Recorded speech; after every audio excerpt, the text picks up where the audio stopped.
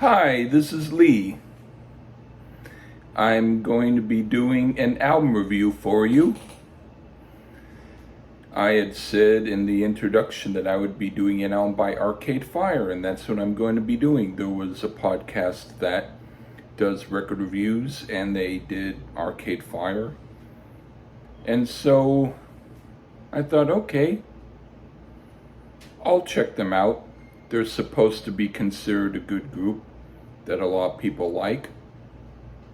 And I picked the album Reflektor.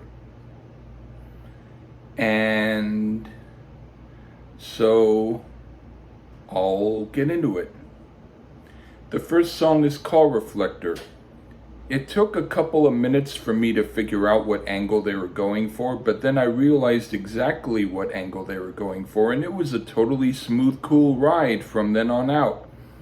They take the coolness of Roxy Music, like midway between the Manifesto and Flesh and Blood period, and make it their own. In other words, if you like those albums by Roxy Music, you have Arcade Fire bringing you a similarly great vibe. I dig this track. The next song is called We Exist.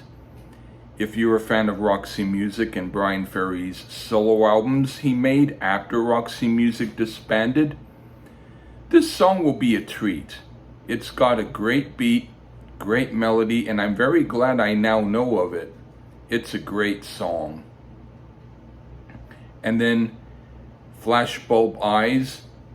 This song didn't do much for me. It was done well, but it was mostly surface things like sound effects that made the song what it was.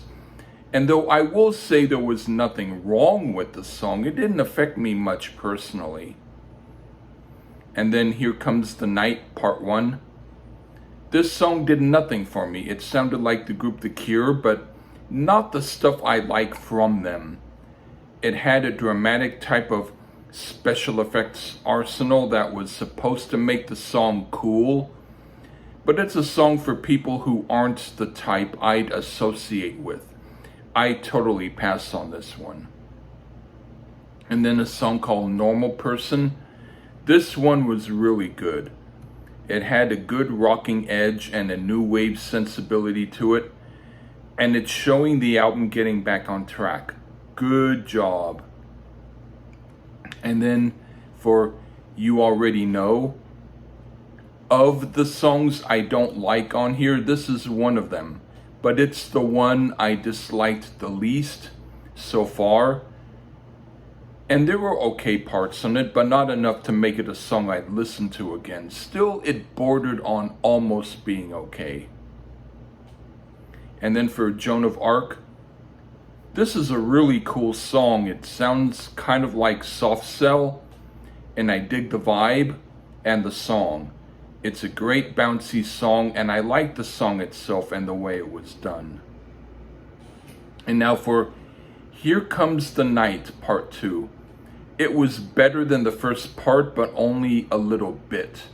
The arrangement and instrumentation were better, but it was somewhat lackluster. Still, it was fine and not bad. And then for Awful Sound, Oh Eurydice, it wasn't all that hot. It had an annoying drum beat throughout much of it, and the song lacked the oomph I usually need in good tunes. So I can pass. And then It's Never Over, Hey Orpheus. I liked some of it, and some I didn't like as much. So it was an okay song, but it could have been improved. And then for Porno, this sounded like Soft Cell, except it wasn't at all interesting. Perhaps the most boring track on the album. Not the worst, but the least interesting. I didn't really care for it. And then Afterlife. This didn't do anything for me either. It sounded like orchestral maneuvers in the dark, but it sounded like a filler tune by them. It had a beat, but not much else interesting about it.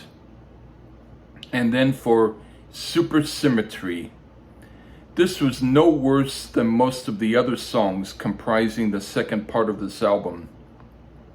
It has a dawdling, meandering melody to it that eventually became something completely different in close to the middle part of the song and turned into a strange electronic sprawling sonic sphere, which was theoretically more interesting than the song part of the track, but ultimately was no more interesting musically than the first part of the song.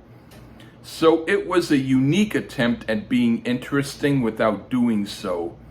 It was unique and boring at the same time. That usually doesn't happen. Okay, so overall, I would say there were some songs on here that were good enough that would make the album enjoyable. But there were also just as many songs that I didn't really care for. Some of which I admit were okay songs, except not to my taste, and others that I thought were not with much of a point. So I would say Arcade Fire probably had a close to a really good album in this, but because they had a lot of different stuff that they wanted to do, which I'm not saying they shouldn't have done them, but they weren't my thing.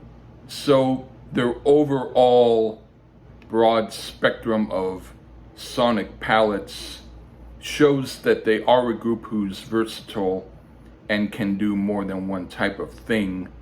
But for me, I prefer when they do a type of thing more than spreading it out.